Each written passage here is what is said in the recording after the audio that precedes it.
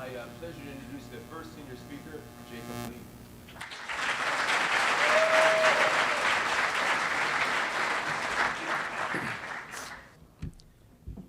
I am taller than my twin brother, Johnny. Although he was born an entire 3 minutes before me, I find myself standing here today a very respectable 5'10" 3/4, 6 feet with socks and shoes on. Johnny, on the other hand, stands a meager 5'10" and a half. To me, this mere quarter of an inch is massive, both physically and figuratively. You see, Johnny and I have some history. We go way back to Avon, Connecticut, where we were born 18 years ago. From the start, we were compared in almost every aspect of our lives. Who started crawling first? Me. Who started walking first? Johnny. Who threw a pillow over the railing that shattered a picture frame? Me. In the summer of 2012, our parents found some rather appealing jobs here in Maryland, in Baltimore, so we moved 300 miles from Connecticut to Maryland. When choosing schools, we were between Gilman and Friends, as they were the closest to our house. 13 years later, I'm happy to say that our parents chose the right school. Go Hounds. I don't remember much from back then, but I do remember taking the entrance exam to be accepted into Gilman and even scoring higher than Johnny. Although this is probably the only time I've scored higher than Johnny on a test, I still hold it over his head to this day. Surprisingly, Johnny and I were pretty similar growing up. We both played rec sports, did Cub Scouts, went to Chinese school on Sundays after church. In other words, we were like Asian thing 1 and thing 2. In second grade, when all I cared about was picking my nose and recess time, Johnny suddenly became infatuated with the riveting world of mathematics. He began taking math courses online, and soon enough, our shared interests started fading. To everyone else, Johnny was becoming some sort of math prodigy, and I was getting left in the dust. In the moment, I didn't think too much of it, but little did I know this was the beginning of an onslaught of comparisons between the two of us. Throughout the rest of lower and middle school, I found myself constantly being measured up against Johnny. While he was taking advanced math classes, I was just normal. Going into freshman year, I wanted to separate myself as far as possible from Johnny. Everyone had always linked the two of us together. We were the Lee twins.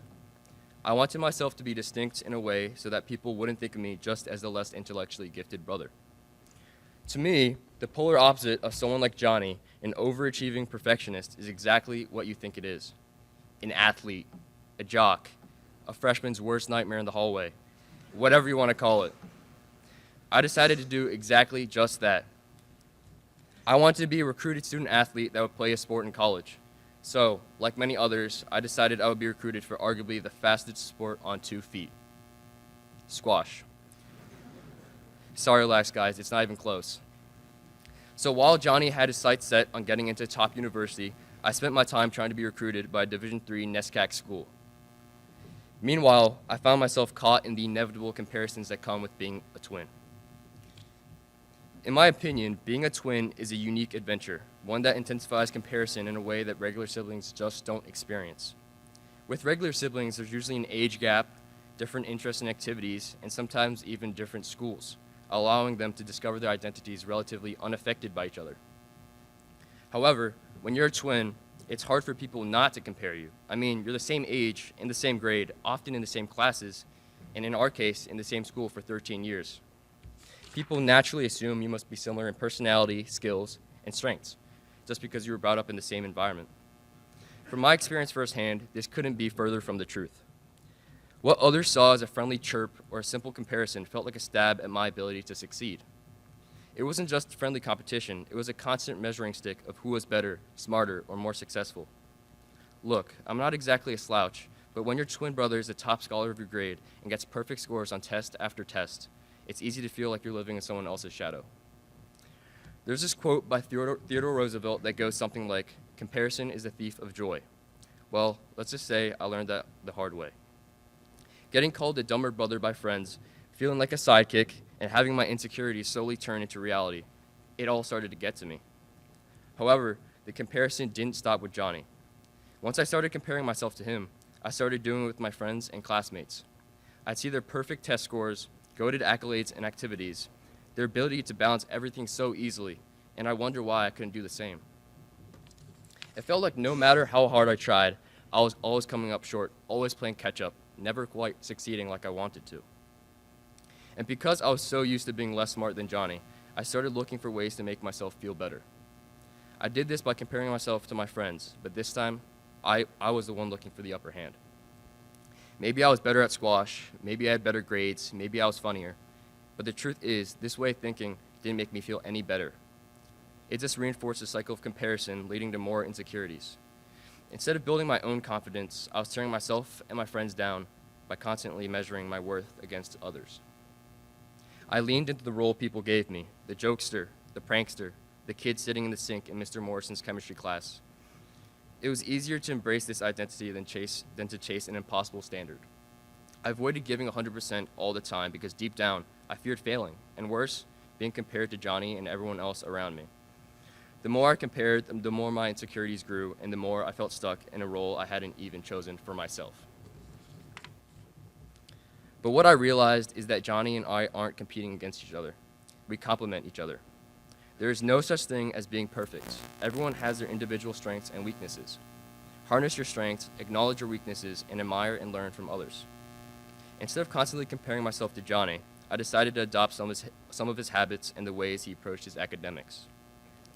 Instead of feeling bad about myself, I began to utilize the tools on my disposal, or tool rather. Johnny is like ChatGPT, except he has all the answers and he's undetectable by teachers. I started to take pride in my academics and began to give my full effort, not for the sake of comparison, but for myself. I also stopped seeing my friends' and classmates' successes as a reflection of my own shortcomings. Instead, I saw them as proof of what was possible and as opportunities to learn from. Sure enough, I ended my junior year with a GPA that I was proud of and college coaches were definitely attracted to. How did I do this? I studied, bro. By changing my perspective, appreciating others' strengths, and asking for help when I needed it, I was finally able to break free from the pressure of comparison that held me back for so long. And while that quarter inch still means a lot to me, what matters more is the fact that we've pushed each other to be better in ways neither of us could have done alone. As I reflect on the past 4 years at Gilman, I realize that this lesson extends beyond just Johnny and me. We all have people in our lives that we compare ourselves to, whether it's a sibling, a friend, a teammate, or a classmate. It's natural to feel like we're falling behind or that someone else has it all figured out. But the truth is, success isn't a race, and there isn't one singular path to achieve it. Each of us has our own journey, our own strengths, and our own unique contribution to make. And while it took me a while to recognize it, I've come to value all the ways in which Johnny and I have helped each other grow. He's taught me perfection, perseverance, and dedication to my craft. I'd like to think I've taught him some things too. Maybe a bit of discipline, maybe a bit of leadership, maybe even a better backhand in squash. Don't let comparison steal your joy. Find what makes you unique, embrace your strengths, and never be afraid to learn from those around you. Because in the end, it's not about who's taller. It's about who you become. And if you're lucky, you might just have someone like Johnny to push you to be better every step of the way. Thank you.